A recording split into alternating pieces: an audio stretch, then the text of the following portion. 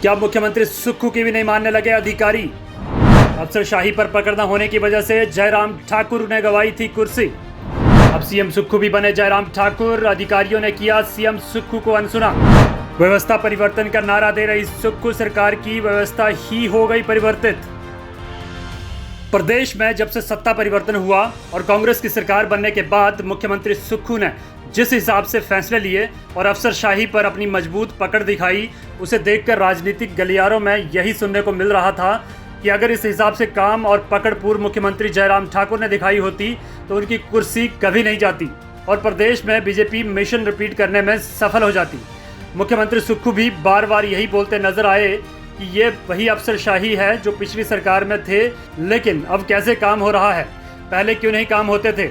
लेकिन अब पूर्व मुख्यमंत्री जयराम ठाकुर की तरह ही मुख्यमंत्री सुक्खू पर भी अफसरशाही भारी पड़ती हुई नजर आ रही है। तो चलिए खबर की ओर चलते हैं। 11 मई 2023 दिन था वीरवार। यह वही दिन है जब सुक्खू सरकार की तरफ से एक बयान जारी किया गया कि हिमाचल प्रदेश कर्मचारी चयन आयोग के माध्यम से ली गई विभिन्न पोस्ट कोड की उन लिखित परीक्षाओं के परिणाम 1 सप्ताह के भीतर घोषित कर दिए जाएंगे जो विजिलेंस जांच के दायरे में नहीं है। इस बयान के बाद बेरोजगार युवाओं के दिलों में फिर से नई आस जगी थी कि चलो अब कम से कम आर या पार तो हो जाएंगे, बीच में तो नहीं लटकना पड़ेगा।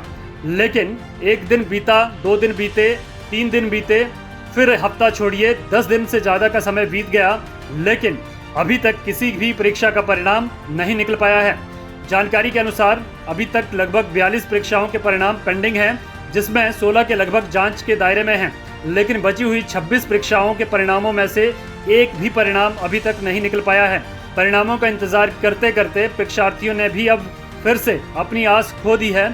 लेकिन सवाल आता है कि आखिर जब मुख्यमंत्री ने मीडिया में पूरे विश्वास के साथ बोल दिया था कि 1 हफ्ते में परिणाम आ जाएगा, तो फिर अभी तक एक भी परिणाम क्यों नहीं आया है? क्या मुख्यमंत्री सुक्खू ने बिना सोचे समझे ही अपना बयान दिया था, या बयान देने से पहले उन्होंने सोचा नहीं होगा कि ये कैसे संभव हो पाएगा?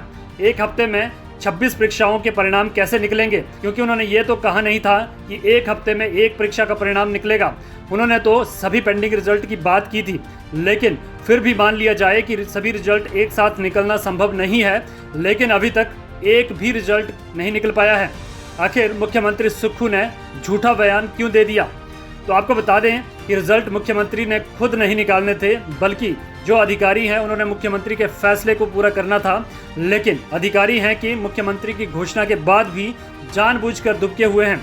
ऐसा लग रहा है कि मुख्यमंत्री सुक्खू भी अब जयराम ठाकुर ही बनते जा रहे हैं और अधिकारी शायद अब उनकी भी नहीं सुन रहे हैं। अब सरकार द्वारा बनाई योजनाओं और किए गए फैसलों को धरातल पर उतारना तो अधिकारियों का ही काम है। मुख्यमंत्री खुद तो रिजल्ट बनाएंगे नहीं। हालांकि ये जरूर होता है कि अधिकारियों से कैसे काम करवाना है वो सरकार पर ही डिपेंड होता है। अगर मुख्यमंत्री ने घोषणा की थी तो उस घोषणा को पूरा कैसे करवाना है वो सरकार को ही सोचना है, क्योंकि ऐसे तो कोई व्यवस्था परिवर्तन होगा नहीं। व्यवस्था परिवर्तन तो तभी होगा जब घोषणा करने के बाद फैसले धरातल पर देखने को मिलेंगे।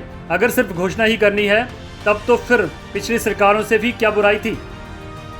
संदीप शांडिल, पहाड़ी हलचल। कनिष्का ज्वेलर, दाढ़ी धर्मशाला। यहाँ आपको मिलेगा हर प्रकार के सोने, चांदी और डायमंड के आभूषण पर 100% रिटर्न गारंटी के साथ।